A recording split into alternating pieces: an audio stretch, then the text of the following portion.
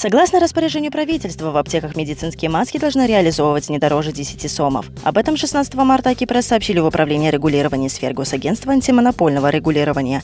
В распоряжении правительства 10 марта под номером 75-Р говорится, что Департамент лекарственного обеспечения со склада реализует маски по 6 сомов. В свою очередь, аптеки должны продавать маски не более 10 сомов, отметили в управлении. Контроль исполнения должен вести отдел соцразвития в аппарате правительства. Порядка 100 автобусов Бишкека подготовлено к списанию. Об этом сообщил руководитель бишкекского пассажирского автотранспортного предприятия Нурлан Кучубаков. По его словам, эти автобусы уже не выходят на линии. Они не повлияют на количество, которое сейчас выходит, сказал он. Ранее он сообщал, что предприятие объявило тендер на закупку 100 новых автобусов на газомоторном двигателе. Кроме того, в этом году Бишкек намерен закупить еще 100 электробусов.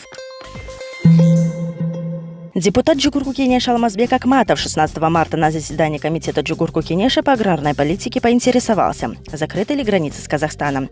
Замглавы таможенной службы Эльнура Мамеджунусова ответила, что на границе с Казахстаном введены ограничения на передвижение автомобилей физических лиц. Для своих граждан они ограничения не ввели, сказала она. Также она добавила, что на транзитные перевозки ограничений не введены.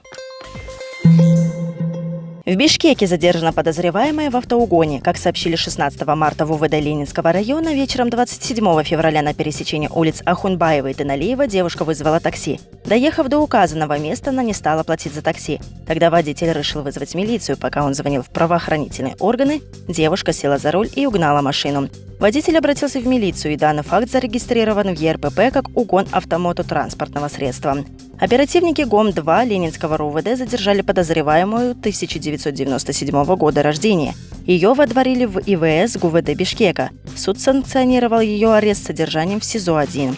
Угнанная машина найдена в жилмассиве Ак-Ордо. Автомобиль вернули владельцу. Милиция устанавливает возможную причастность задержанной к другим аналогичным фактам преступления.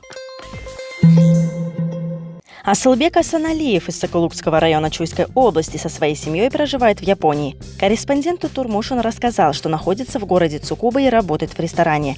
Пока трудно говорить об обстановке в связи с распространением коронавируса. Говорят, что в стране заразился 1421 человек, из них 701 японцы. В основном это те, которые находились на борту круизного лайнера Diamond Princess, сказал он. Асылбек также отметил, что в городе никто продуктами не запасается.